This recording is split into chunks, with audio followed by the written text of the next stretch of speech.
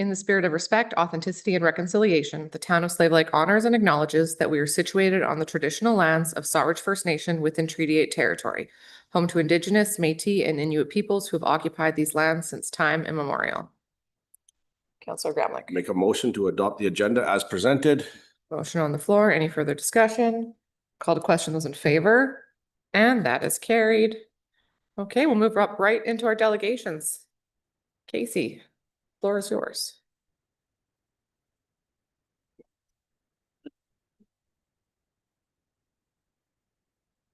Okay, is that working? There we go. Perfect.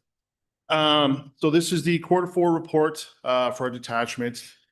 I sent this back in May. I know both our schedules are kind of tight over the summer with vacations and stuff. So hopefully it's not completely outdated. It'll be for January, February, March, basically, of 2025. I just yesterday got Q1 of this upcoming year. So that'll be sent out probably in the next 2 days. So just a quick agenda. So I'll just go over our detachment goals and status for the year.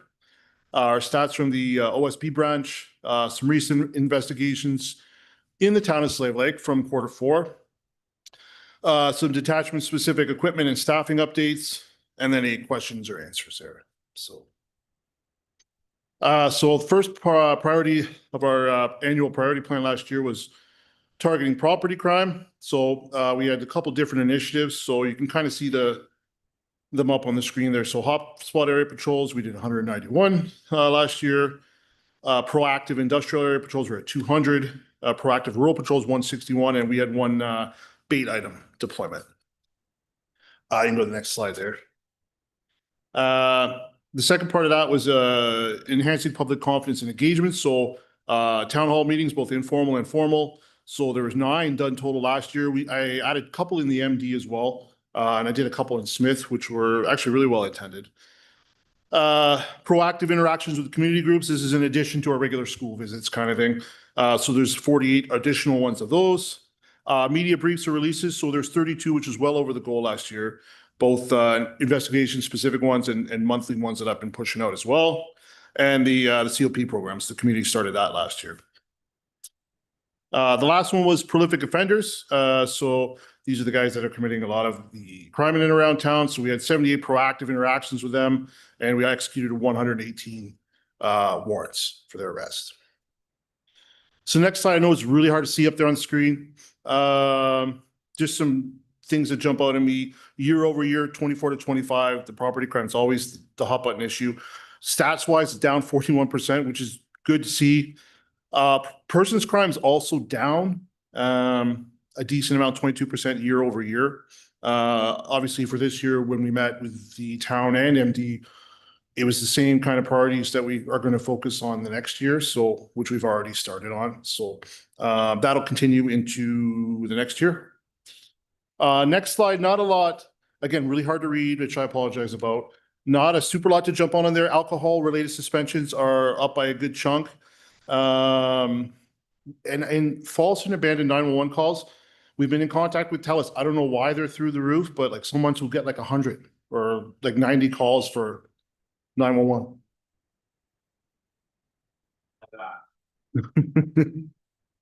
But those are our main call drivers. So I'll go through 3 recent files. These are just January, February, March, all in the town. I did a presentation to the MD a couple weeks ago. I concentrated more on the MD. These are all town of Slave Lake files. So, and just in the Q4. So we had a file where members were called to 2 suspects breaking into a shop yard on town of Slave Lake property. The members attended and located the 2 suspects on scene, and they were very familiar with one of the suspects. They were subsequently arrested for break and enter, and were then subsequently released by a justice of the peace after a bail hearing. The suspects had a combined 9 prior criminal code convictions and have been involved in 38 files with us, the RCMP, in the last 2 years. That file is still before the courts and a trial set for September. The next one, town of Slave Lake resident called to report damage to the door of their business, which was located in the industrial area of Slave Lake. Our members obtained surveillance and canvassed the local detachment members to assist in identifying the suspect. Luckily, one of our detachment members was able to identify the suspect, and we applied for a warrant for his arrest. The suspect had 19 prior criminal code convictions and 6 outstanding charges, and has been the subject of complaint of 38 files to the RCMP in the last 2 years. We eventually located the suspect at another local business, and he was released as well on conditions, and there's a trial set for that matter in November of this year. Next one. The last one, our Slave Lake Crime Reduction Unit members received information on a drug trafficking at a residence here in Slave Lake. Our members opened an investigation, and using several investigation techniques, were able to gather enough evidence to obtain a search warrant signed by a judge. So our members, executed the search warrant with local detachment members, as well as help from our PDS, Police Dog Services, as well as emergency response team. Suspect was arrested. Drugs, weapons, currency, and electronic devices were seized. They were brought before Justice of Peace, who also released him with conditions. The next slide there. That suspect had 5 prior criminal code convictions, 7 outstanding criminal code charges, and was the subject of complaint of 9 files in the last 2 years. That matter is still before the courts, and that's just for next appearance this month here in Slave Lake. So those are just 3 files I chose only specifically for the town of Slave Lake, and only in that quarter.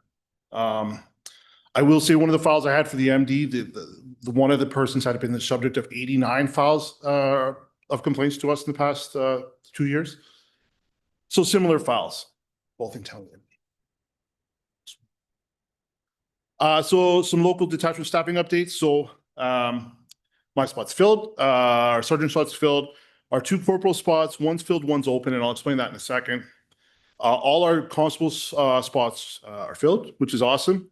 There's a couple transferring out, and we've gotten some new cadets in the last, just to this in July alone. So we're sitting really, really good for that. Our 2-person municipal crime reduction unit is filled. The reason I put the asterisk beside the corporal there, I just moved him over to fill that spot.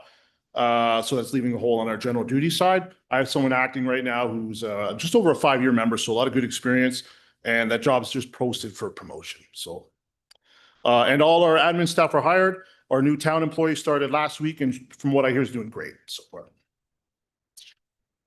You go to the next one. So it's just some other notable items. So the monthly investigation specific media releases I've been completing, I'm just going to continue to send Alex for distribution to the town. And I know you always ask, so I asked about the Westlock traffic unit there just before the MD council meeting, which was a couple weeks ago, and there was no update on that. I had the sergeant in Westlock ask K Division, and there was no update at all. So sounds like it's just sitting on someone's desk for that. So some other items. So 40 mil less lethal training is ramping up across Alberta. What it is, it's a launcher that's shoulder fired that uses sponge-tipped projectiles to deliver blunt force impact from a distance. So it's categorized as a less lethal intervention option meant for situations where a subject poses a threat, but where lethal force would not be appropriate. So you can go to the next one. There's a little picture on the next slide there. So the projectiles are designed to incapacitate or distract a person, giving members time to safely intervene or de-escalate. So a bunch of our members are going on training this month and next month for that. So we have a few here in town. So just another tool to have in case we get into situations where we could use it, right? So yeah, that's all the formal stuff there. I'll answer any questions that that you may have here. Anything from council?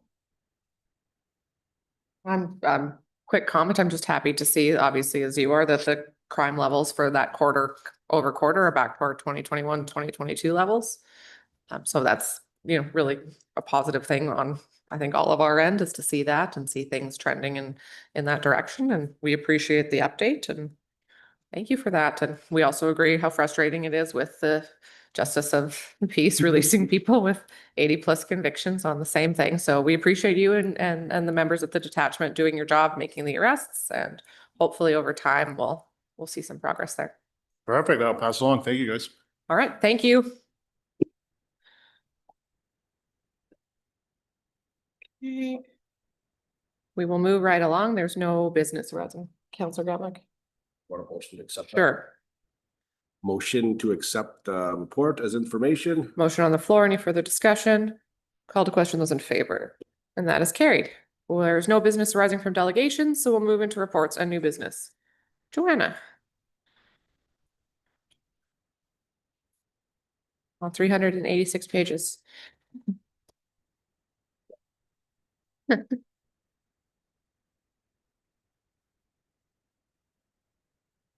evening, your worship and members of council. Tonight I am presenting the Town of Slave Lake Municipal Development Plan, Bylaw 14/2025, and Town of Slave Lake Land Use Bylaw number 15/2025 for third reading. Under the Municipal Government Act, all municipalities in Alberta are required to adopt both an MDP, a Municipal Development Plan, and a Land Use Bylaw, or LUB. For municipalities with populations over 3,500 or more, the MGA specifically mandates that a municipal development plan must be adopted by bylaw. The MDP outlines the community's goals, objectives, and policies for land use and development, providing a comprehensive framework to guide future decisions by council and administration. The land use bylaw in turn sets out the specific rules and standards for how land and buildings may be used and developed within the town. Together, the MDP and LUB form the foundation for sound municipal planning, helping to ensure that development in Slave Lake is strategic, sustainable, and aligns with the community's long-term vision. Through a competitive selection process, the town engaged Green Space Alliance in the fall of 2023 to lead a project alongside the Planning and Development Department. The MDP and LUB redesign project was structured into several key phases to ensure a thorough and inclusive approach. So phase 1 was our background review. Phase 2 was a joint preliminary consultation. Phase 3 focused on the municipal development plan. And in phase 4, work shifted to the land use bylaw. The project is now in the final phase, which is phase 5, finalization and approval. This stage included presenting the draft MDP and LUB to council for first reading, done on June 24th, 2025, followed by a public hearing held on July 8th, 2025. This allowed for formal input before the bylaws proceeded to second and third readings. Both bylaws were presented to the MPC on July 7th, 2025, where they indicated their support for both bylaws. And second reading was given to both bylaws on July 8th, 2025. Following that, a final review of the draft documents took place. At each stage of drafting, input received through engagement activities was used to refine and improve the documents. This process has been designed to ensure that final documents reflect the community's vision, values, and evolving needs. The MDP, as stated, sets out a long-term vision for the town's growth and development, and the land use bylaw is a vital planning tool used by the town to manage land use and development of buildings within its boundaries. Both of these together support sound planning practices and ensure that our policies remain relevant and effective. Both the municipal development plan and the land use bylaw should be reviewed and updated on a regular basis.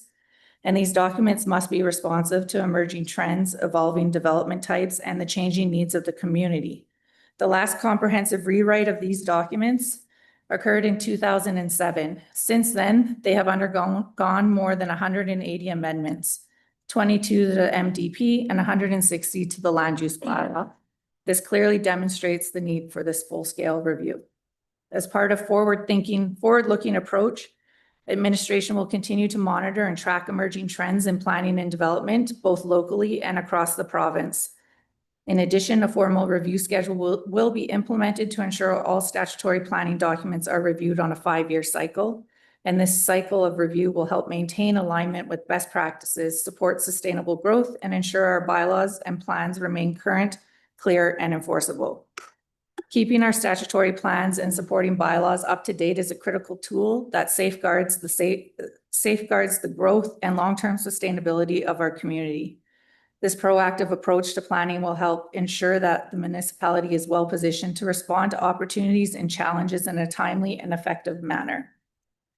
The current updates to the MDP and land use bylaw are the result of extensive collaboration between administration, town council, external stakeholders, and the public. The revisions aim to improve clarity, streamline regulatory processes, and accommodate modern development forms and incorporate community input. So your options tonight are that you could defeat them on third reading, bylaw 14, 2025, or bylaw 15, 2025. Or council could give bylaw 14, 2025, and bylaw 15, 2025, third and final readings. The MDP and LUB were drafted concurrently and ensured the alignment of regulations with the overall vision of the town's future was maintained between the two documents. Area structure plans were considered when drafting the municipal development plan and land use bylaw to ensure that future land use plans aligned with these plans and vice versa. Administration consulted other departments throughout the project to ensure the MDP would support any policies or master plans within their departments regarding future development of services. As stated above, the new municipal development plan and land use bylaw are directly supported by statements within the town Slave Lake strategic plan, being economic health, livability, relationships, and partnerships. Throughout the project, a strong and transparent communication strategy was a key component. This was to ensure public awareness, foster engagement, and maintain accountability. Communication was maintained consistently across all phases of the project through a variety of channels and touch points aimed at reaching a broad representation of the community. Regular updates and information were shared with town council, administration, key stakeholders, and the general public through multiple formats, including direct emails, council updates, internal briefings. Public input opportunities were actively promoted via the town's website, social media platforms, digital signage, and targeted campaigns through mail or coffee shop pop-ups. These efforts were designed to encourage meaningful community participation and ensure residents had multiple opportunities to engage with the process. To further enhance community awareness and comply with legislative requirements, the notice of public hearing was advertised through several accessible and highly visible channels, and these included the website, social media platforms, digital signage, a printed notice in the local paper, inclusion in the July utility bill mail out. This multifaceted approach ensured that communication strategy was comprehensive, inclusive, and responsive to diverse needs of our community. So the recommendation to council tonight is to give the Slave Lake Municipal Development Plan Bylaw 14, 2025 third reading, and to give the Town of Slave Lake Land Use Bylaw number 15, 2025 third reading.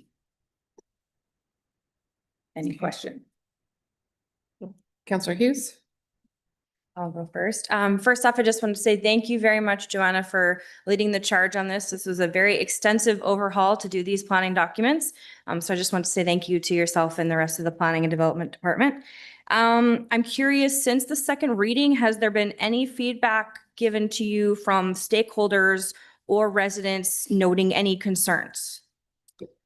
We did receive one concern with regards to the Fire Smart regulations being implemented, and Okay. that was communicated back that these regulations are aligning with fire safety code that is coming into effect in the next year or two, I assume. Right, okay. Yeah, I actually Outside brought of up the that, Fire that was Smart the the last only- meeting, yeah. Input that we received from anybody Okay. after the public hearing. Okay, so nothing new there since the last time. Okay, awesome. And I was just curious, like, given that the goal here is to streamline, this might be a hard question, but do you think that you could guess at an average new wait time now versus the old one, just given the updates and everything and the overhaul that this is going to give to people? For development permits, we Yeah. usually average already a very we have a 21 day Day time timeframe, frame yeah. that we have to issue in. We Mhm. issue within 5 to 7 days already. So Okay, okay. I think that sometimes we're issuing within 3 days. So it just really depends on what the application is and how many other outside agencies it has to be referred to. For sure. Yeah, that's a hard thing to say, yeah. given the particulars of it, I guess, but. I think the big savings here are going to be in those consolidations of all those different types of uses and Mhm. all those different types of land use districts. Well, and also the avoidance of technically having to send things to the Municipal Planning Commission and have other meetings arranged, et cetera. With MPC only meeting once a month, yeah, that can hold up someone's application to 6 weeks, which this way, giving the development authority more authority to make decisions on those types of applications is going to allow us to issue those types quicker. Awesome. Okay, thank you. Anything further? Okay. Councillor Choba? I'd like to move to give Town of Slave Lake Municipal Development Plan Bylaw number 14-202 for third reading. Okay, there's a motion on the floor. Any further discussion? Call to question, those in favor? And that is carried. Counselor Gramlich. Move to give Town of Slave Lake Land Use Bylaw number 15-2025 third reading. Motion on the floor. Any further discussion? Call to question, those in favor? And that is carried. Okay, we can move forward into the planning and development fees bylaw that goes with this. Presenting council with an overview and rationale for updates to the town's approach to land use fees and fines, and to present the revised planning and development fees and fines bylaw 12/2025 for consideration. In the spring of 2022, the planning department undertook a review of planning and development fees across comparable municipalities to determine how the town of Slave Lake's fees aligned. A report summarizing the findings was presented to council, indicating that the town's fees were mid-range in comparison to those charged by similar communities. And based on this information, council of the day opted not to amend or increase the fees at that time. In preparation for this report, the department has done a recent review of the rates and has determined we are still in the middle. Based on the analysis of residential, commercial, and miscellaneous development fees, Slave Lake's rates are generally in line with or slightly below the averages. In many categories, like accessory structures or new construction, Slave Lake tends to be actually lower. However, there are a few exceptions with temporary work camps and multi-unit residential developments, for example. We show higher fees compared to average rates across the region, but it's important to keep in mind that while our base fee for multi-unit housing may be more, our fee per unit is considerably less than other municipalities. As part of the recent MDP and LUB bylaw rewrite project, legal counsel recommended the removal of the fine amounts from the land use bylaw. This would facilitate more efficient updates in the future.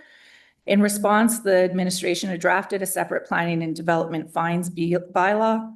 Following further review and consultation with legal counsel, the decision was made to consolidate both fees and fines into a single bylaw for the planning and development department. This comprehensive bylaw is now being presented to you guys for consideration. So in land use enforcement, achieving compliance is often more valuable than pursuing punitive measures such as prosecution in the courts. While successful prosecution may result in a fine, it does not necessarily compel a property owner to comply with the land use bylaw unless the courts order them to comply. So in many cases, the municipality must still issue a stop order or pursue other enforcement options to bring a property into compliance. As such, it is more effective to structure fines and administrative mechanisms in a way that encourage voluntary compliance and deters non-compliance through meaningful financial disincentives. So administration, with guidance from legal counsel, has reevaluated how fines and penalties are used within the planning and development framework. For example, the previous fine section in the previous land use bylaw included a $3,000 penalty for commencing development without a permit. While prosecution still remains available under the land use bylaw, it is often more efficient and impactful to impose a higher fee for obtaining a development permit after construction has already begun. Administration has therefore removed the $3,000 fine and instead introduced a post-construction development permit fee proposed at a much higher rate than the standard rate. This change ensures a financial penalty is applied to unauthorized development without requiring costly and time-consuming legal proceedings for both the town and the applicant. In addition to the revisions made to the fine structures and enforcement mechanisms, Schedule A, fees of the planning and development fees and fines bylaw, has also been updated to align with amendments made in the newly adopted land use bylaw. While the majority of the fees remain consistent with the previous version of the planning and development fees bylaw, several notable changes have been introduced. Post-construction development permit fee, as noted earlier, this new fee has been added in place of the previous fine for development without a permit. It is structured to be significantly higher than the standard development permit fee, thereby discouraging unauthorized development and encouraging proper permitting processes. Home-based business permits, fee adjustments have been made to reflect the revised categories and definitions of the home-based business introduced in the new land use bylaw. Secondary suites, new fee categories have been added to differentiate between various types of secondary suites. For example, basement suites, garden suites, and garage suites reflecting the broadened definitions and development requirements now outlined in the land use bylaw. Short-term rental development permit fees. A new category has been added to support the regulation of short-term rentals in the land use bylaw. The development permit fee for operating a short-term rental within the town is proposed at $400 annually. The process of issuing the short-term rental development permit is based on the existing bunkhouse permitting process, including the requirement for an annual permit renewal, annual inspections to ensure ongoing compliance with land use bylaw regulations, and the business license fee associated with short-term rental operations will continue to fall under the Town of Slave Lake Business License Bylaw. Following consultation with the Finance Department, administration has confirmed that no additional or separate STR business license fee is being contemplated at this time. As such, all short-term rental operators will be subject to the standard business license fee of $140 per year. Slave Lake is one of the few similarly sized municipalities in Alberta to have a proposed and dedicated permit fee structure for short-term rentals. However, this provides a clear and consistent process for our operators. In comparison, most towns of similar size like Westlock, High Prairie, and Whitecourt do not currently charge short-term rental specific fees. They instead manage these rentals under general business licensing or zoning rules. While Hinton and Grand Prairie also have short-term rental-related fees, the proposed approach shows an early effort to define expectations and support oversight in a growing area of local housing and tourism. These fee changes are necessary to implement and support the updated regulatory framework adopted in the land use bylaw, and they ensure consistency across bylaws, reflect an administrative effort required for proper oversight, and contribute to a fair and transparent permitting process.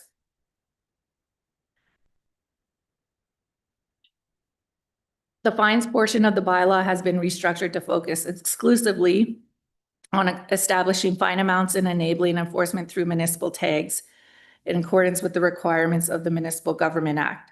Substantive offenses themselves, such as unauthorized development, non-permitted uses, or failure to comply with specific regulations, continue to be defined within the land use bylaw. This new bylaw serves as an administrative tool to support enforcement of those offenses by clearly outlining the associated fines.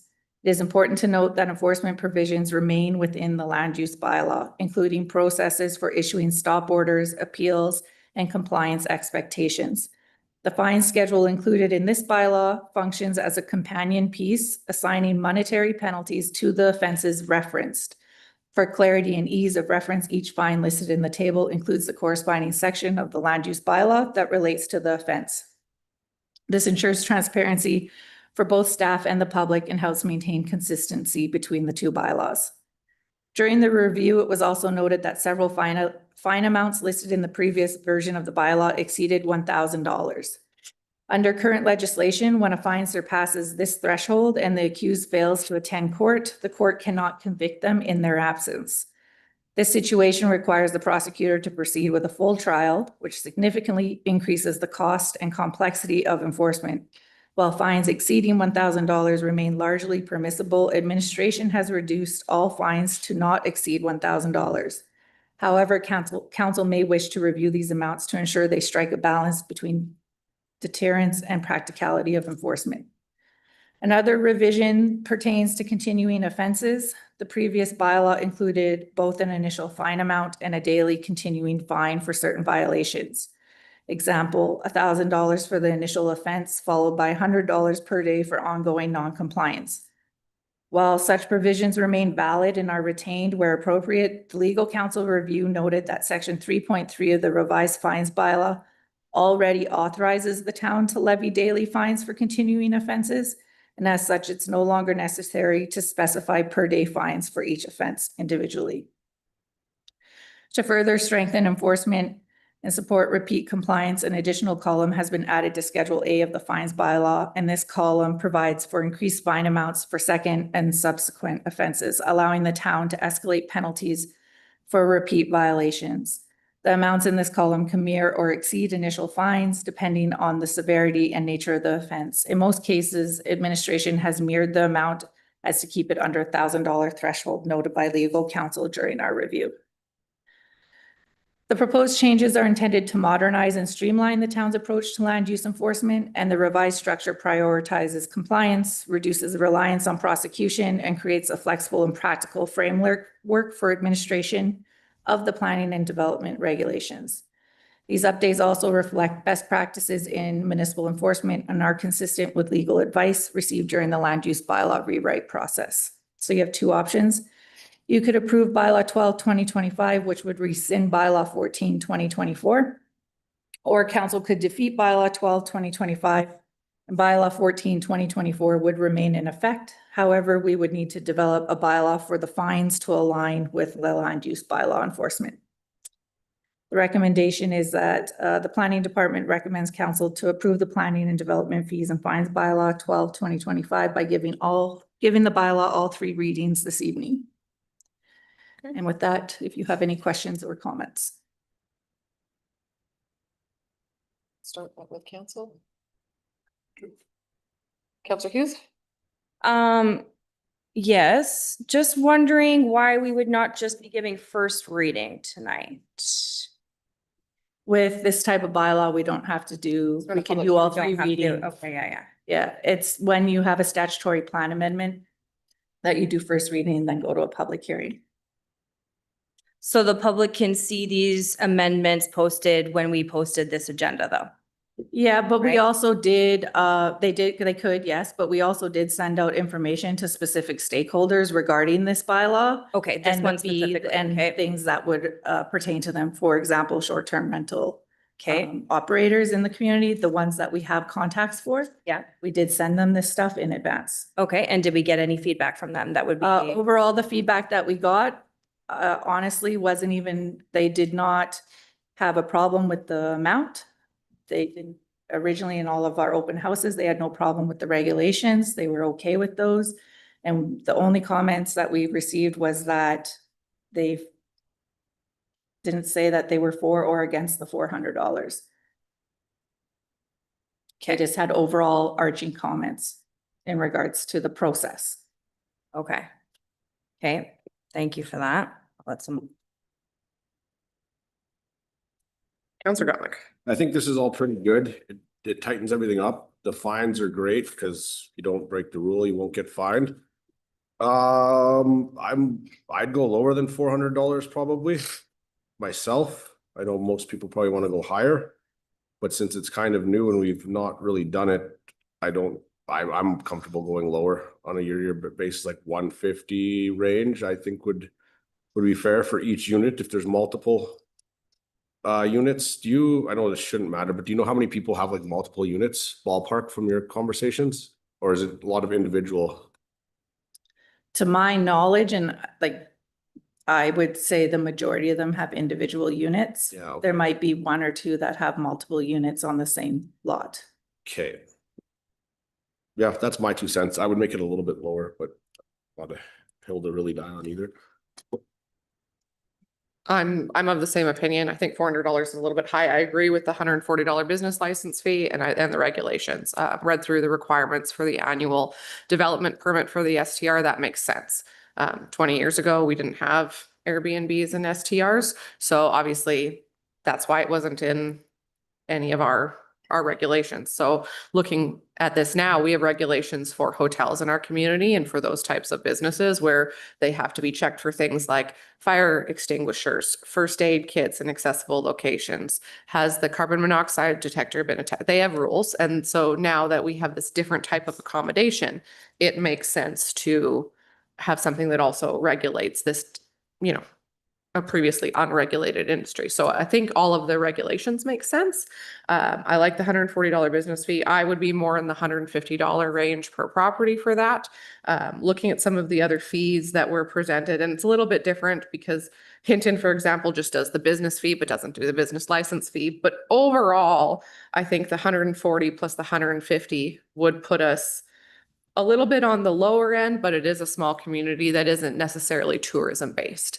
I can see why Canmore and Sylvan Lake and some of those other areas that need to focus on significant long-term housing versus vacation properties would potentially have a higher fee. Same thing with Hinton. people on their way to the mountains. I think this having some fee versus no fee is a better idea, but I would play in that space of 150 as well.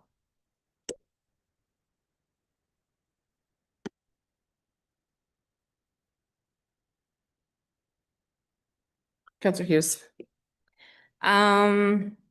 It's good to know where you guys are landing with the STRs. I know this has been kind of a topic of conversation that we've debated at this table for several months now.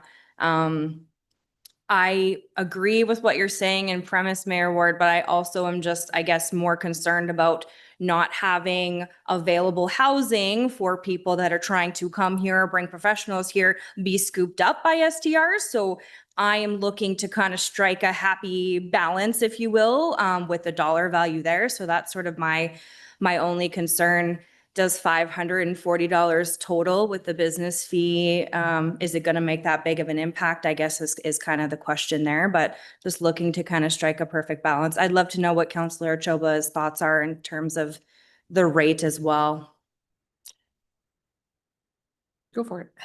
I'm inclined to agree with you, Councillor Hughes, that I think for me, the biggest piece is making sure that we're balancing both the need for improvement in terms of businesses, like through STRs, but also making sure that when we have professionals coming into our community, they have the opportunity to get rentals and or buy properties, because some of them we're seeing are being chased away from our community because of that. So now I don't know what the fee structure would be what fee structure would be perfect for that.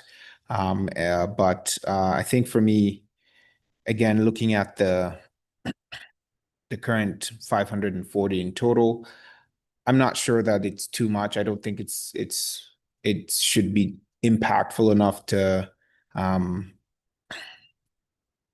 drive people away. But I also think that it's almost fair. I think the amount of time that admin would put into ensuring that people have their licensing or whatever that looks like for individuals who have STRs, and whatever the requirements are, definitely will fall into that $540. And I think if admin is recommending that, then that's a fair recommendation, and I'm comfortable with that.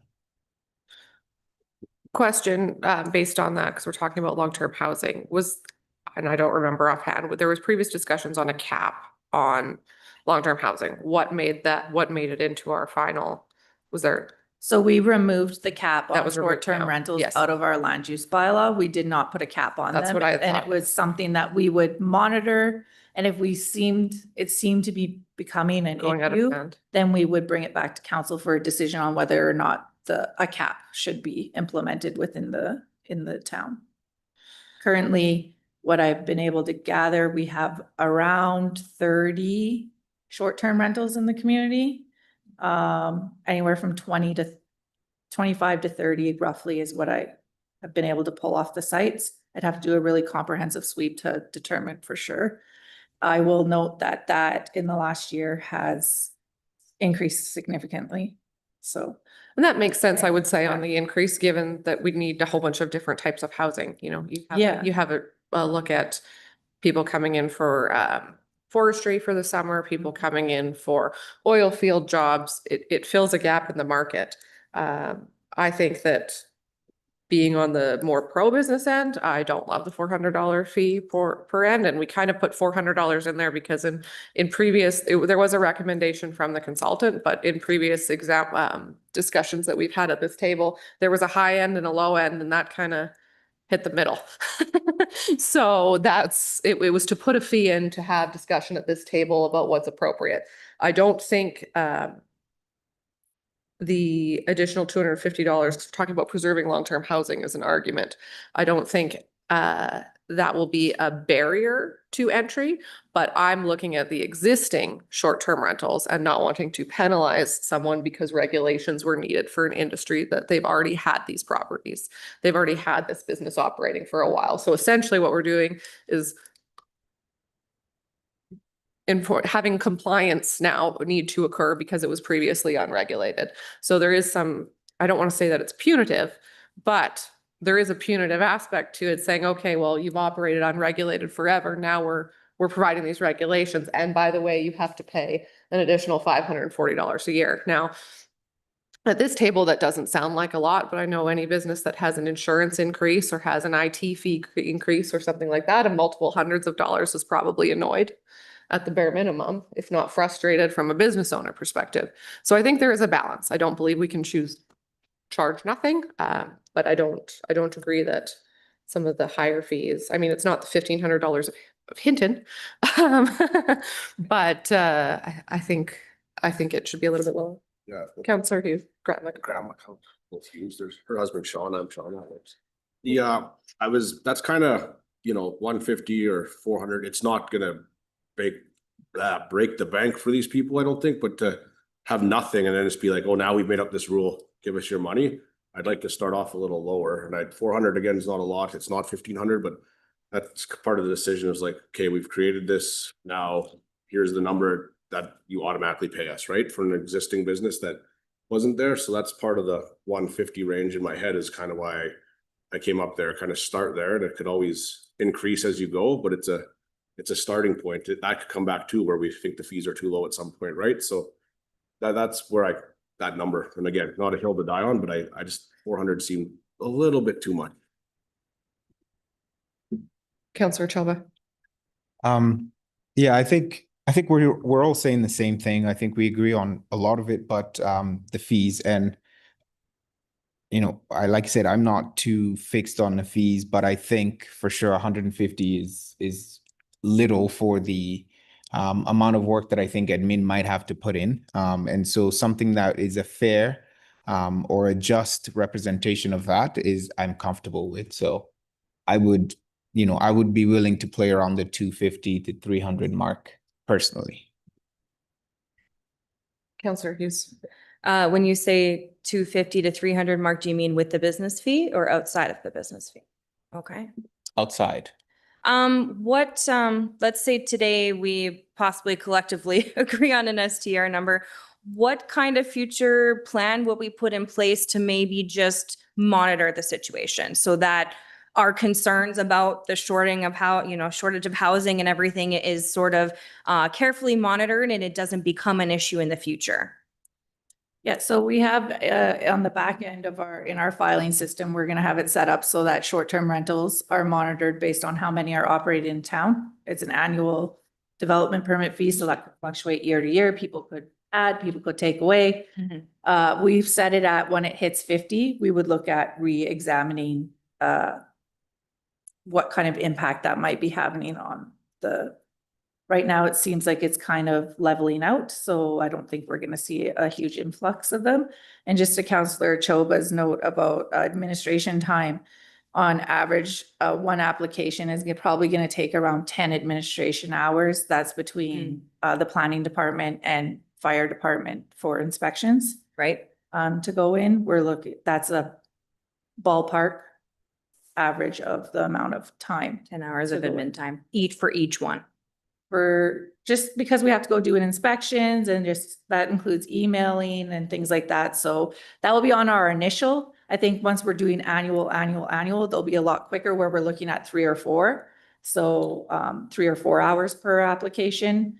And that's the fee, like I'm looking like To do the the ongoing one. inspections, So yeah. we have 30 properties and we're looking at, let's call it, you said 3 or 4 hours, we'll call it 4 hours of property. I don't know, pick a wage rate here. We'll call it, I don't think it's gonna cost $12,000. So if I take the 30 properties and we take a look at it's 400, that's 12 grand in fees being collected for, I think, based on a relatively high wage rate, 10 hours of property, 4 hours a year at 30 is going to be, half of that. Yeah, I'm thinking around 2 to 3 hours per staff member that's working on an application. So you're gonna average 2 to 3 staff members working on that application. So depending on, I don't know how long it will take for fire to do their inspection and their paperwork and all those things. But you gotta account for emails and everything. So that's why I said around anywhere from 5 to 10 hours per application going forward, so. Okay. And so you'll be monitoring the amount listed for STRs, and once it reaches 50, you would be bringing that back as a report? We're for gonna, future yeah, we're gonna discussion? monitor the listings as well, because part of our regulations are that they have to list their Town of Slave Lake license number on their listings on those types of sites. Right. If they don't have it, then we can reach out to them and let them know. Nobody's gonna go out and start fining people for not having them off. This is brand new, obviously. Mhm. The other way that we thought we would implement for this year is that the initial development permit that they're applying for, I don't get to speak about the business license, but for the development permit, this initial one, because we're already over 50% through the year, would carry them through till the 2027 renewal process. Okay. Okay. Counselor Gramlich. This might have been mentioned, it might have been asked, and I'm sure it was, might have even been mentioned tonight, but this is probably more for you, Alex. You could probably answer this. How often do like hotels, when they renew their annual license, does the fire department have to go through all them, all there? It's annually? Okay, and then what about any other businesses? Most inspections are completed annually at the latest. Schools and some of those higher life hazards are done semi-annually. And then a lot of them are also complaint driven, so it might be a restaurant in town that doesn't serve alcohol might just be on a complaint, so that we may not inspect it as, or they may not inspect it as often. So, but mostly it's annually. Like, For most like, things. so let's pick Mom and Dad's Bakery on Main Street or something. Does that get inspected annually? Yeah, we get inspected when they apply for their first business license Yeah, and as a complaint. If they're not serving alcohol, if there's nobody sleeping there and they have no fire suppression system, it would be completed as a complaint base. okay. And I do like Mom and Dad's Bakery on Main Street, just for context. Now, that being said, if staffing was an issue, they may inspect those more frequently. Shameless plug. Okay, well, I know where I'm at. That number still works for me in my head, but you guys can discuss amongst yourselves. The 150, I still think that's good. I've thought about it for a long time. Counselor Hughes. Outside of our STR development fee debate, are there any other items of concern on this? None for me. It was just the STRs. Okay. Just curious on that one.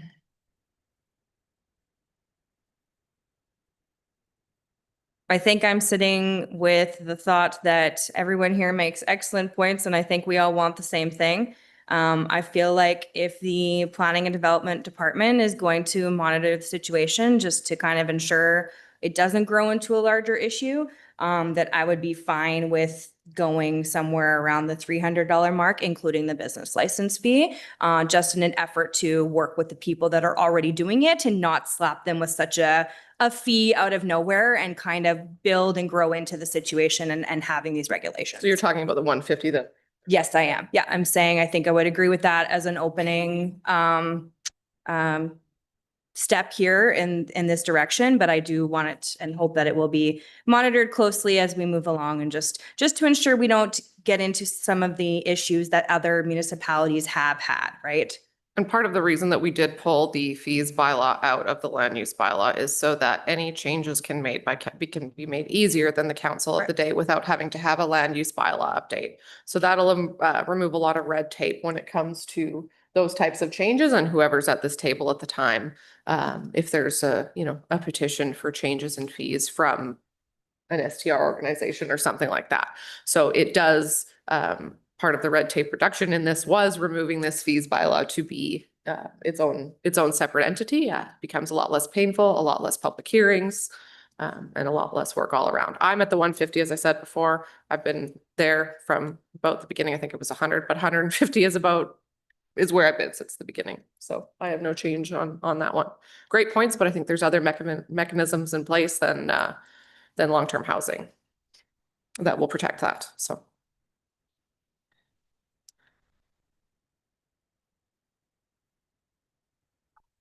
You just have to amend the number there. Yeah. Yeah, you will have to make a motion to accept the bylaw with the amendment to the short-term rental in-home, home lot and commercial development permit fees be amended to $150.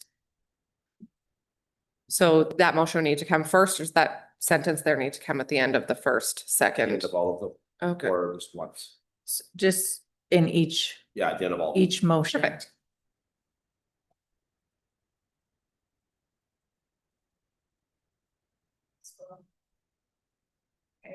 Counselor Hughes.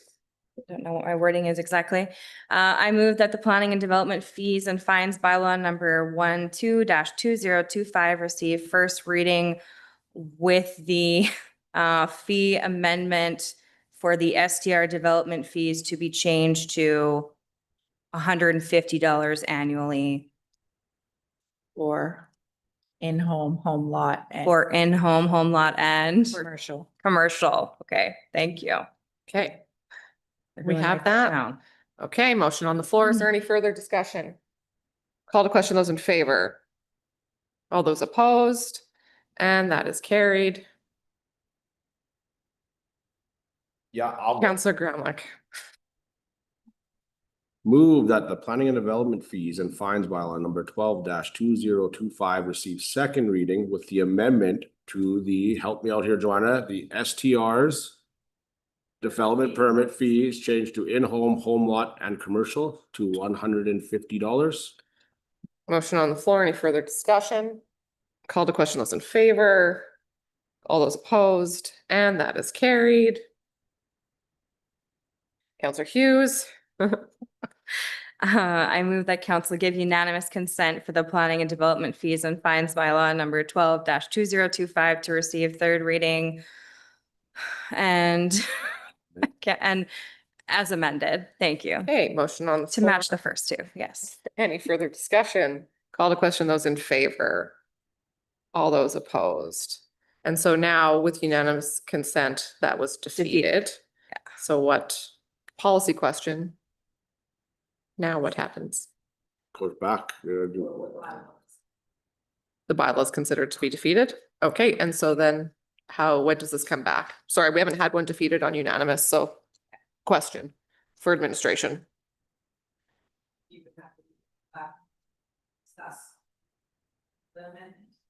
Okay, Make a new motion. okay, so we're stopped at This is done. there. It's Okay, over. so that was defeated. So now I will open up the floor to discussion. I really do not want to kick this back to administration for we're the end of a year process, so I don't want to kick that to administration. Andrew, the floor is yours as the dissenting voter. So for me, one of the reasons why I think we should reconsider the fee structure, what's it called? The SCR development permit fees, right? For $400. I think we need to be mindful of admin's time, and if it's not a good reflection on that, I think we need to give it a number that would at least support some of that. That's where I'm sitting. I'm not married to the $400, but I think something more than the $150 would be more reasonable to consider admin time, to consider the efforts that individuals will have to put in for all of that. And that's where I'm sitting with this. Councillor Hughes. So what is your number of comfort then, Councillor Chubba? Do you have one that you propose? I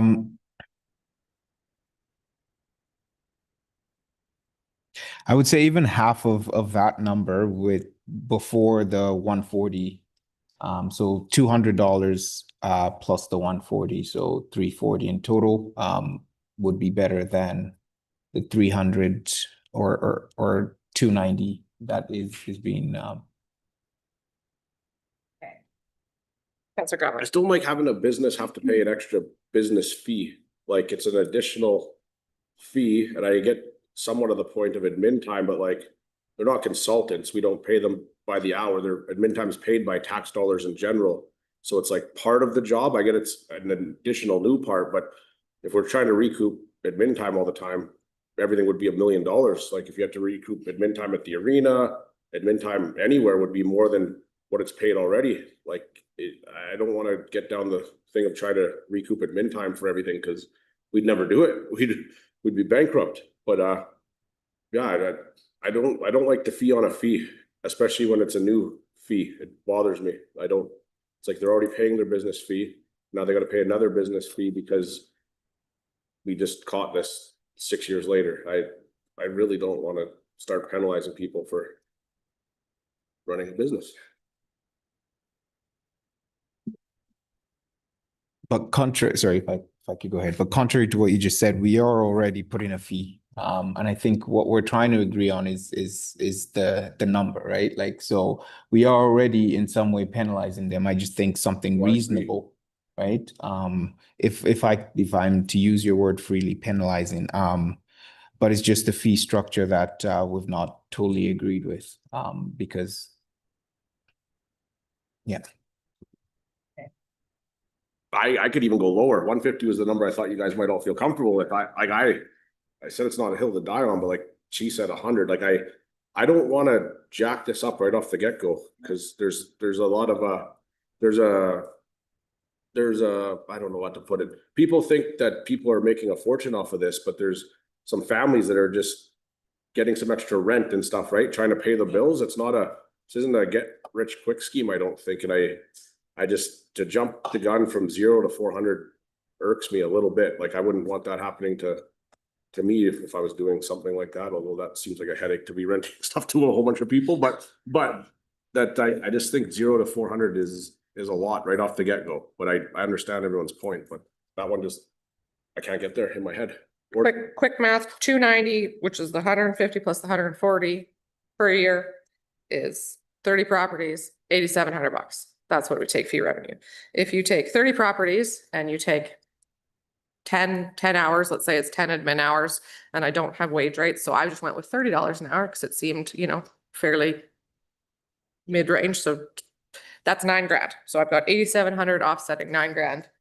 I mean, I understand some people will be at higher wage rates than that. Maybe some people will be lower, but to me, at the 150 plus the 140, we've covered it.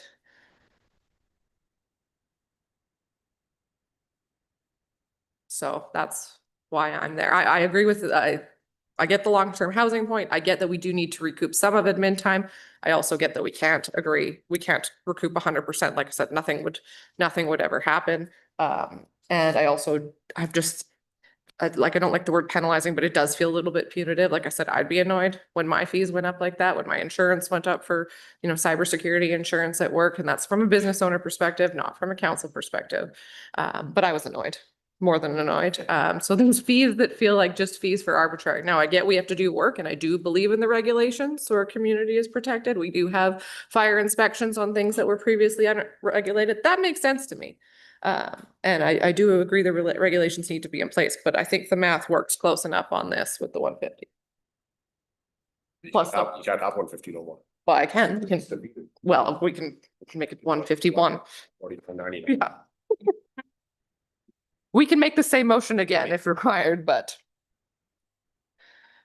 If I Yeah. may, so we're mentioning for the first one, we're looking at 15 to 16 months for the first fees to 2027. So the first inspection would be covered under that. Subsequent inspections would take less time because they've already been inspected once. And that gives, there's 15 months to review it. And because it is split out from the land use bylaw now, there's a chance to review the fees at any time. So if you So- come back and tell us, hey, this just took 30 hours, well, it should have, but in the off chance that this takes a considerable amount of time, which means we may have to look at why it would do that, but we do have it's not like we can change it, or council of the day can change it. Whoever it is can change it. So you're getting the first one for 16 to 15 months. Sorry, didn't mean to cut you off. Again, it gives some time to review it, see how everything gets set up. Again, the second and third inspections would take substantially less time because the members have already been there. It may be a good testing, whatever the fee is decided on for this one, it gives good time to test the waters and see how it plays out over the next 15 months. Just my And thoughts. The reason that we went with to 2027 is because we're going to obviously have an influx of applications that need to be reviewed. It's going to take us longer. For sure. Coupled with department commitments already for September, and other people being away, things like that. And We're managing finding- timelines. Makes Yeah. sense. So we were like, let's just give them pretty much the back end of 2025 as a gimme, and then they have their 2026 permit in place and they're good to go. And so to me, with a reasonable fee, that makes sense, because it's saying, hey, we acknowledge that we have thrown some rules in place that weren't there before, and now we're making you It's gonna pay a take fee you time. previously didn't have to. And here's a reasonable fee. So I'm still at the 150.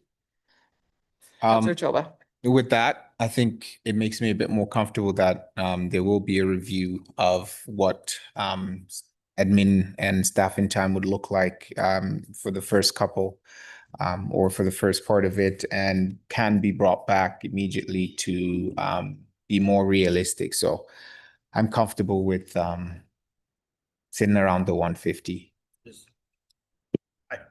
Correct me if I'm wrong, but I thought we can't make the same motion again for 6 months. It has been defeated. Not that we can't change it to 149.99, but I'm just saying we can't make the same motion.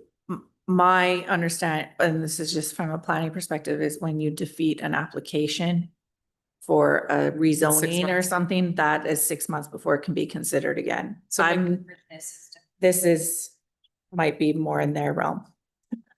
We're just checking right now, but. If not, I say call it 160 and it's even 300. I can't get there.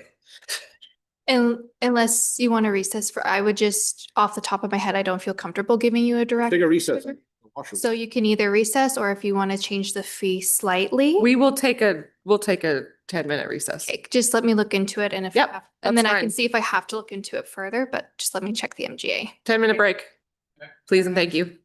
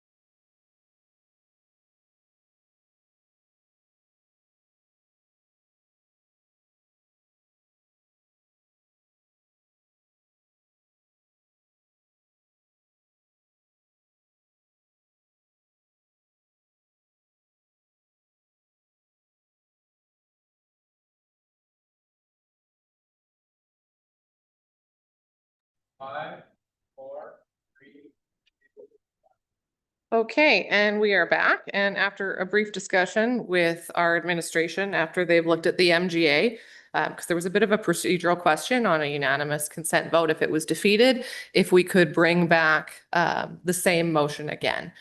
So what we have learned is that there can be a motion made by one of the people who didn't defeat the motion regarding reconsidering the bylaw.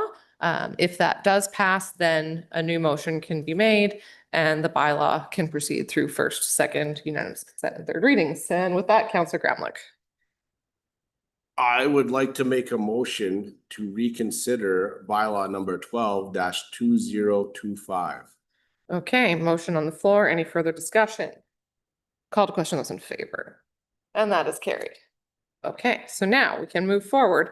We don't have to do the report again. We can move forward into the discussion and first reading. Councillor I Gramlich. would just like anyone who may not have voted for the first motion to reconsider the $150 fees, as I think it's an excellent starting point. And yeah, just maybe Councillor Choba would like. Councillor Chova. Yes, I definitely will reconsider. I think because of what administration has shared about looking into how much time it'll take to license and plan on these STRs, whatever that looks like, will be brought back to council if there's a need for adjustments. So I'm more comfortable with the $150 fees. Fantastic. Councillor Hughes. I move that the planning and development fees and fines bylaw number 2025 receive first reading with the fee amount amended for the STR fees to change to $150 for in-home, home lot and commercial. Motion on the floor. Any further discussion? Call to question, those in favor. And that is carried. Councillor Gramlich. Move that planning and development fees and fines bylaw number 12-2025 receive second reading with the fee amended to the STR fees to change to $150 for in-home, home lot and commercial. Motion on the floor. Any further discussion? Call to question, those in favor. That is carried. Councillor Choba. I move that council gives unanimous consent for the planning and development fees and fines bylaw number 12-2025 to receive third reading with the fee amended to the STR fees to change to $150 for in-home, home lot and commercial. Motion on the floor. Any further discussion? Call to question, those in favor. And that is carried. Councillor Hughes. Sorry, where am I?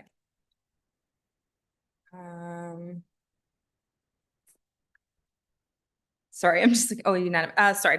I move that the planning and development fees bylaw and fines bylaw number 12-2025 receive third and final reading. Motion on the floor. Any further discussion? Call to question, those in favor. And that is finally carried. All right. Thank you. That is a year-long, multi-year process, more than a year, very long time. So thank you very much. Appreciate all of that. Now, let's move on to your next report. Cost recovery, cost contribution of municipal infrastructure. All right, so the purpose of this report is to present the cost recovery, cost contribution of municipal infrastructure policy as prepared by Brownlee LLP to council for review. The cost recovery policy is being presented to you tonight as part of the town's effort to align municipal policies with the recently updated MDP and LUB. This policy was developed using the town's existing cost recovery framework and has undergone a comprehensive legal review. That legal review was done in conjunction with the MDP and LUB to ensure consistency across all planning documents.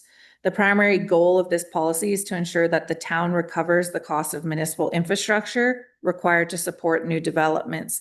This may be done either by requiring developers to construct that necessary infrastructure at their own expense, or having developers reimburse the town for infrastructure the municipality builds on their behalf. The policy is grounded in the authority granted by the Alberta Municipal Government Act, specifically sections 648, 650, 651, and 655, which provide municipalities with tools to ensure fair and effective cost recovery through various types of agreements. So the policy outlines three primary types of agreements that may be used to recover or assign infrastructure costs. So those being development agreements require a developer to construct the infrastructure. Cost contribution agreements require developers to pay toward municipal infrastructure built by the town or another developer. Cost recovery agreements allow the town to help a developer recover the costs they've paid to construct infrastructure by collecting proportional payments from future benefiting developments. While distinct, these agreements can be used together within a single project to meet the town's infrastructure needs while ensuring cost fairness among developers. This legal review led to several important changes and clarifications. So the purpose and policy statement was reworded to clearly reflect the town's objective and how it plans to meet that objective. Definitions were updated for clarity. The document refers to the town's chief administrative officer and uses consistent terminology throughout. Towns can adjust these terms based on their preferences for naming. So I believe this policy says town manager, but the definition refers that the town manager is the CAO. Roles and responsibilities were clarified that the Director of Planning and Development is responsible for overseeing policy implementation, replacing references to a former title of supervisor. Policy exceptions. Rather than listing every possible exception, the policy gives the director discretion to determine if an application qualifies for exemption. This adds flexibility. Applications like sign permits, occupying space permits, etc., would be examples of said exceptions. Decision-making authority clarified how decisions are made when it comes to development versus subdivision applications and who determines the appropriate contribution amount. Cost transfer and recovery methods simplified and generalized to allow the town to require direct payments or agreements depending on the development type. Guidance on agreements, added specific guidance for what should be included in each type of agreement. Cost calculations assigned that the Director of Planning and Development responsibility for determining proportional costs and clarified that developers may be required to provide cost estimates for the work that they're doing. Interest charges addressed how and when interest may apply to developer contributions depending on cost type and agreement.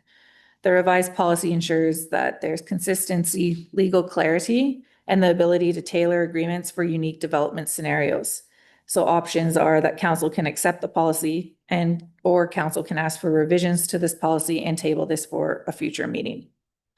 The planning department recommends adoption of the cost recovery cost contribution of municipal infrastructure policy as presented.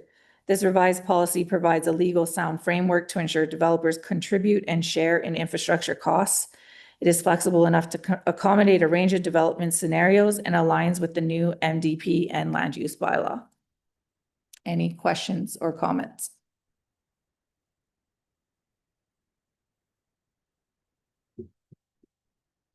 Counselor Chalba. I was just gonna go ahead and make the motion. I move to accept the cost recovery / cost contribution of municipal infrastructure policy as presented. Okay. Any further discussion from council? Okay, fantastic. Yeah, I don't see any issues with this coming through from the lawyer. Makes sense to me and provides a lot of clarity that wasn't there, so. Okay, I'll call to question those in favor then. And that is carried. And now we've completed the 400 pages of planning reports. Thank you very much. Thanks, Joanna. Thank you very much. We'll move forward into our CAO update. Thank you, Mayor and Council. So we'll start on the CAO update with the operations department. The Public Works, they've been graveling alleyways and some of the industrial roads after the recent rains that we've had. They're starting to do the school stenciling in the school zones, which will, as school starts in a couple of weeks. In the utilities department, they are working, they've done some repairs to the second bulk fill, the 2-inch, bulk fill repair. The parts are here. And the chlorine detector has been installed at the water plant. In community services, the FCSS seniors programming, there's home support for 18 clients and 2 properties have had lawn maintenance. And the community grants call for applications is due by September 19th. At the aquatic center, we have 6 new guards. I'll try that again. 5 new guards as 6 are headed to post-secondary education. Apologies. At the MRC, the new fall program guide is ready to come out. Canada Day was a huge success with about 1,500 people throughout the day.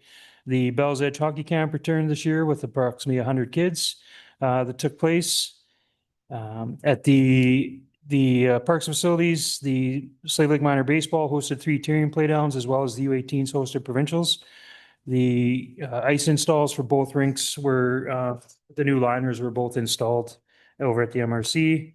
Upcoming events, the parade of programs is September 6th at the MRC, and the pool shutdown, the annual pool shutdown, September 1st to the 29th. In HR and health and safety, we currently have 5 job postings out.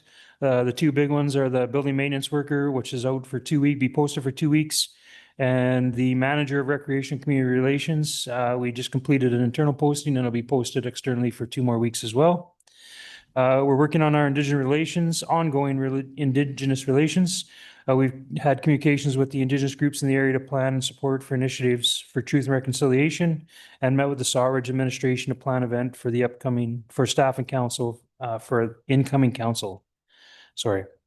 Health and safety, the upcoming audit preparation is underway for September 29th to October 3rd.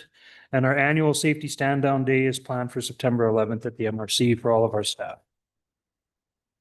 In our protective services, at the fire department, the wildland urban interface deployments at Martin Beach have wrapped up. They were deployed to Red Earth after that. And the new WU unit that council approved recently has arrived and has been in service for about 4 weeks now. The calls as of August 6th were 369 for the regional service. In July was 54. Those numbers are down about 70 calls from last year, so it's trending down a little bit this year.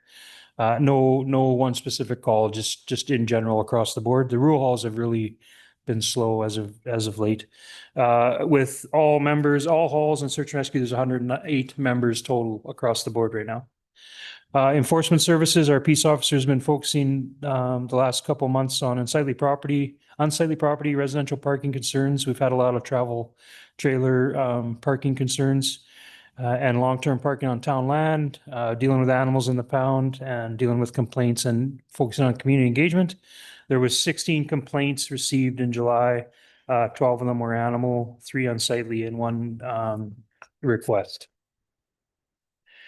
Planning and development, as you are aware, the MDP and land use bylaw are now completed. I would like to give a shout out to the Planning and Development Department for all of their hard work. With all of their 18 months of dedicated collaboration with residents, council, and internal departments. Very, very good to see, very nice to see it kind of wrapping up as of tonight. And then as far as permits go, there's 4 more development permits for residential dwelling units that they're currently reviewing, along with the other developments that are currently taking place. Projects, some of the big ones around town, the 6th Street Southeast Water Main. That's supposed to be completed by August 15th. The rain has slowed the project a little bit, as well as the 14th Ave rehab. It is projected to be by the end of August and still trending to be on track. And the MRC flooring was replaced in Arena 1 and 2. Any questions on the CAO update?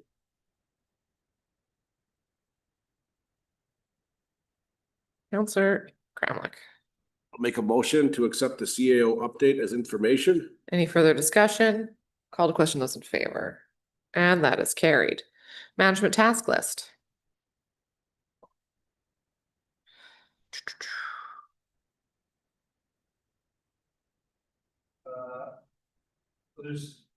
Apologies. So there's 3 on there. The offsite levy policy, they're preparing to bring that in September. The naming committee, we have reached out to the family. They just had a family gathering in BC. We're waiting to hear back from them on a date.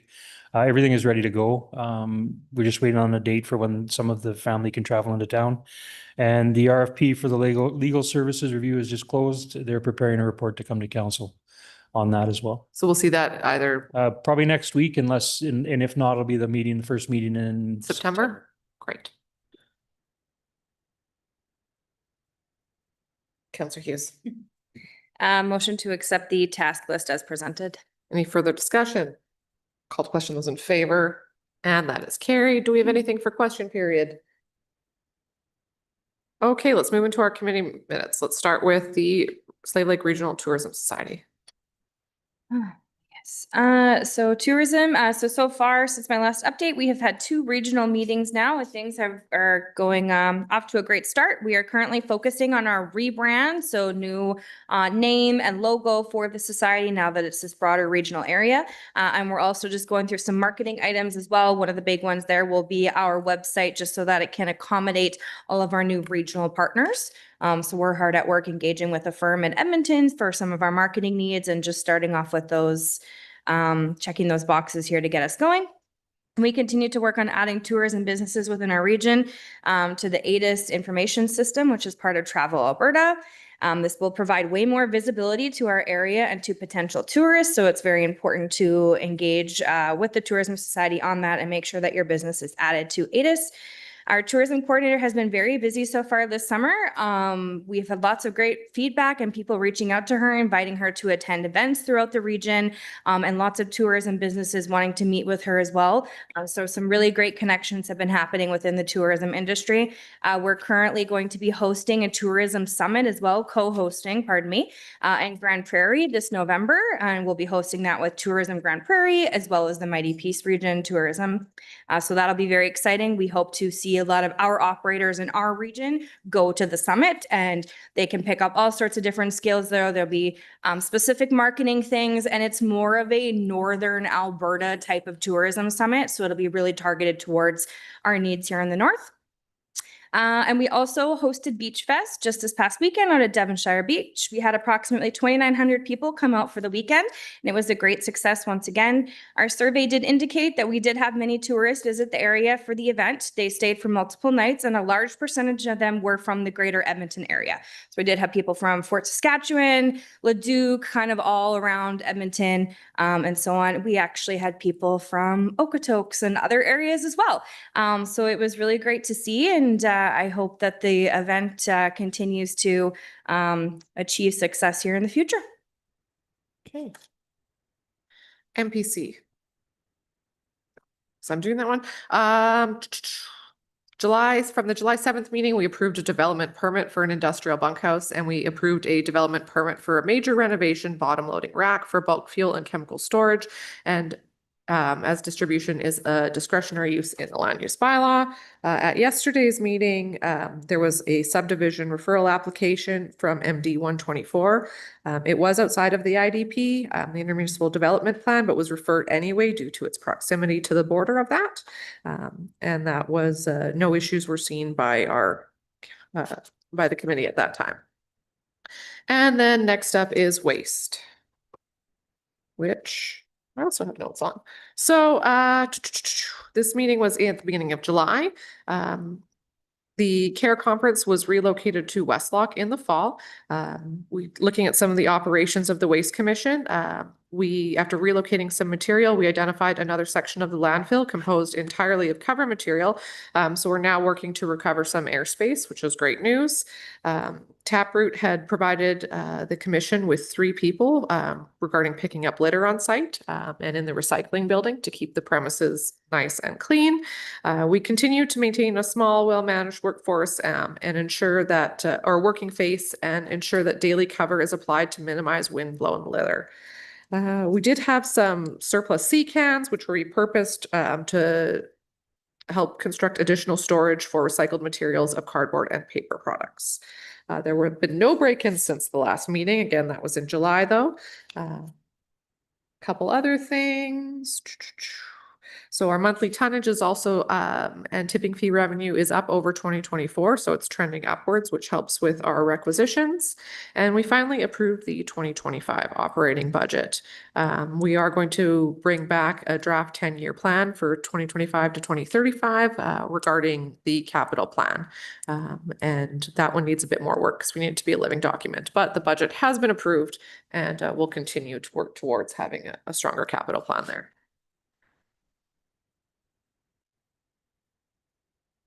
Councillor Groundler, 3 hands up. Motion to accept the committee minutes as information. Any further discussion? Call the question, those in favor, and that is carried. Okay, next up, we have correspondence regarding fetal alcohol spectrum disorder FASD Awareness Day. And there is a proclamation in the file? Should we choose?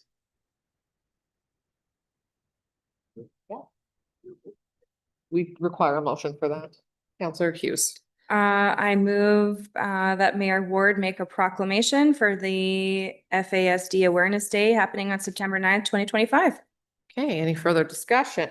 Called to question, those in favor, and that is carried. Okay, now I have to launch into the lengthy proclamation we have before us. So we are proclaiming Fetal Alcohol Spectrum Disorder FASD Awareness Day as September 9th, 2025 in the town of Slave Lake. Whereas FASD is a lifelong neurodevelopmental disability resulting from prenatal alcohol exposure, and it is estimated that more than 1.5 million Canadians are living with FASD, making it one of the most common developmental disabilities in our country. And whereas FASD can significantly impact physical, cognitive, emotional, and behavioral development, often requiring lifelong supports and services to help individuals reach their full potential. And whereas individuals with FASD frequently face challenges in education, employment, housing, and mental wellness, challenges that can be greatly reduced through early diagnosis, compassionate community support, and increased public awareness. And whereas FASD Awareness Day has been recognized annually on September 9th since 1999, with the 9th day of the 9th month symbolizing the importance of abstaining from alcohol throughout the 9 months of pregnancy to help prevent FASD. And whereas this day is observed internationally to raise awareness, promote prevention, reduce stigma, and foster understanding and inclusion for individuals and families affected by FASD. And whereas the town of Slave Lake is committing to supporting awareness efforts, promoting inclusion, and fostering a compassionate community for all individuals impacted by FASD.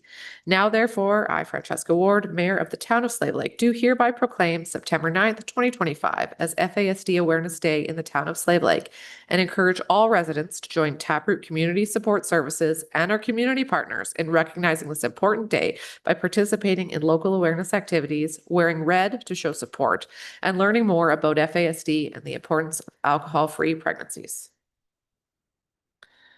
Okay, moving forward into State of the Lake. Councillor Hughes. Yeah, I just wanted to highlight that this coming weekend, the Slave Lake Airport will be hosting their Fly-In Airfare event this Saturday. This is celebrating 60 years of the Slave Lake Airport, which is really exciting. So the event is on from 11 to 3 o'clock. It is down on the main apron of the airport as well. And parking will be a bit tricky. You'll want to take the shuttle bus, which will be just at what's known as our fairgrounds there, just on Highway 88. So make sure you take a shuttle over. Parking will be a concern. No public parking really at the airport. And there'll be kids activities, crafts, live music, and pilots flying in, all sorts of different planes and fun things to see. So it's a great family event. Just want to encourage everyone to show up for it. And congratulations to 60 years for the Slave Lake Airport. That's exciting. Okay. Anything further? Councillor Choba. This one's a personal one. I would like to wish my friend Izzy a happy birthday. Today's his birthday. Just wishing you a happy birthday. I hope you have a great year ahead. Thank you. Okay. Councillor Gramlich. Motion to adjourn? Any further discussion? Call to question, those in favor, and that is carried.